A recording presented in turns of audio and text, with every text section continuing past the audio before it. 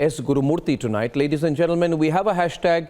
You can freely criticize or appreciate Mr. Gurumurthy. The hashtag is Gurumurthy right? But what I believe, Mr. Gurumurthy, is necessary, whether people agree or disagree with you, is for a deep, intellectually fertile discussion on the subject. Mr. Gurumurthy, let me start with a premise. The people who claim to be secular say that they must defend the law that applies to all Muslims in India. You say that the law that applies to all Muslims in India is fundamentally un-Islamic. Can you please explain that part first? See, the entire debate on UCC has to start from 1937 and earlier. But it is starting from the Constitution of India, which says that there should be a uniform civil code.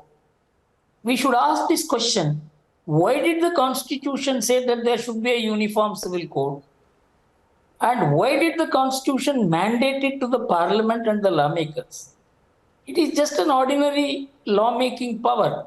But the Constitution makers did not treat it as purely a lawmaking power. They mandated the Parliament, you do it. Why? If you ask this question, then the answer will go back to 1937 and earlier. In 1937, the whole of India, I have explained in my articles, the local Hindu customs prevailed and the Hindus and Muslims commonly followed them. So far as succession matters were concerned, which are the economic integration between Hindus and Muslims, it existed in 1937.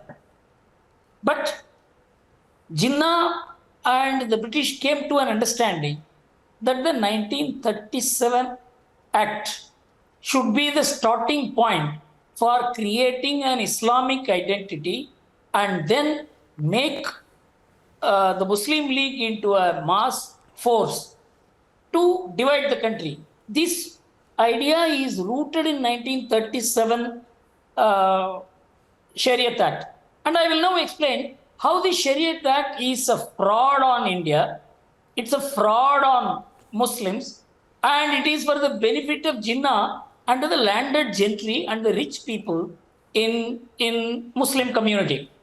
The Shariat Act, if they wanted to apply the Shariat Act, they should say only one line.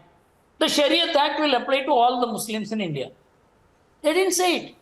They said in these matters, in these matters, in these matters, in these matters, Shariat will apply. But they left out three matters where the Hindu law was smuggled into the Shariat Act, indirectly and directly. First is the right to will the property away. That right, Jinnah wanted it for himself because he disinherited his own daughter. And this fact was disclosed by none other than MC Chagla. So his daughter married a non-Muslim. So he wanted to disinherit her.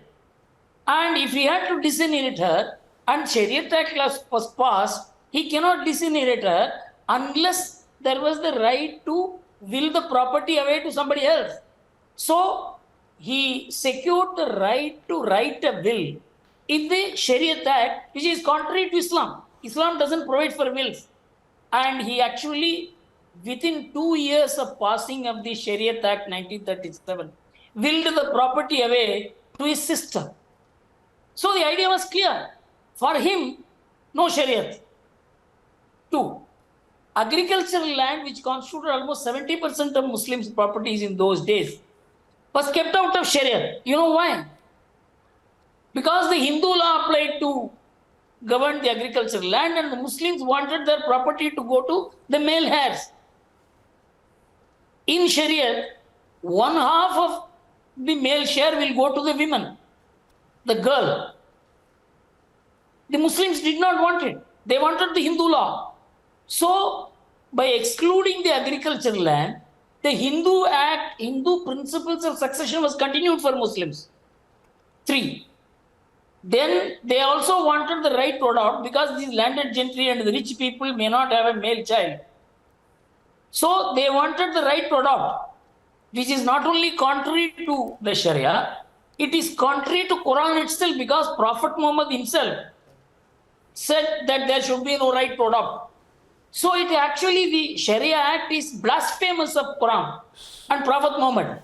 So you see, this is the biggest fraud on So the this, Muslim. and